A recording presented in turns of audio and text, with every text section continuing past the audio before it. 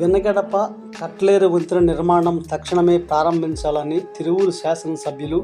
అసెంబ్లీలో ప్రభుత్వానికి విన్నవించారు. అదేవిధంగా గత ప్రభుత్వానికి ఎన్నిసార్లు చెప్పినా మసిచేసి మారేడుగాయను చూపించారని, అదేవిధంగా కొందరు వైసీపీ నాయకులు వారి స్వలాభాల కోసం వచ్చి ఈ వంతెనను కూడా రాజకీయం చేసి దొంగ చెక్కులను ఇచ్చిన సందర్భాలు ఉన్నాయని, ఈనాటి ప్రభుత్వం తిరువూరు శాసనసభ్యుల మాటను గౌరవించి తక్షణమే వంతెన పనులు ప్రారంభించి ప్రజల రాకపోకలకు ఇబ్బందులు లేకుండా చేయాలని ప్రజాపక్ష నేత మెహర్ బాబా తెలిపారు. 4 మండలాల్లో కంపలగూడెం, ఏకొండూరు ఈ 2 మండలాలని కలిపే వెన్నగడప కట్టలేరు వంతెన ఒక 6 సంవత్సరాల క్రితం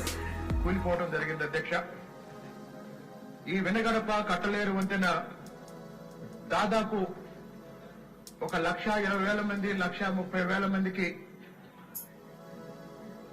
కనెక్టివిటీ పాయింట్ అయితే, తెలంగాణ నుంచి ఆంధ్రప్రదేశ్ కూడా ఇదొక ప్రధానమైన రహదారి. మరి గత 6 సంవత్సరాలుగా ఈ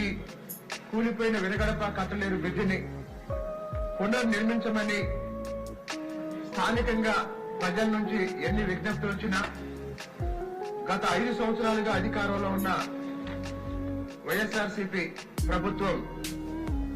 5 సంవత్సరాల తర్వాత చివరిలో మొన్న ఎన్నికలకు ముందు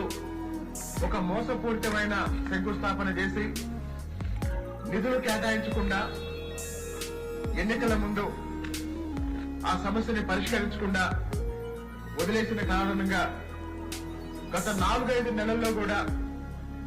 ఈ సంవత్సరం వచ్చిన వర్షాల కారణంగా, వరదల కారణంగా గత 4-5 నెలల్లో దాదాపు 4 సార్లు అక్కడున్న వంతెన, అంటే కూలిపోయిన వంతెనకి పక్కన ఉపయోగిస్తున్న రహదారి కూడా వరదలు కోసుకుపోవడం జరిగింది అధ్యక్ష. ఫలితంగా 2 మండలాలకు సంబంధించిన సాధారణ ప్రజలు, విద్యార్థులు, వ్యాపారులు, ఉద్యోగస్తులు తీవ్రమైన ఇబ్బందులకు గురవుతున్న సందర్భంలో దయచేసి మన ప్రభుత్వం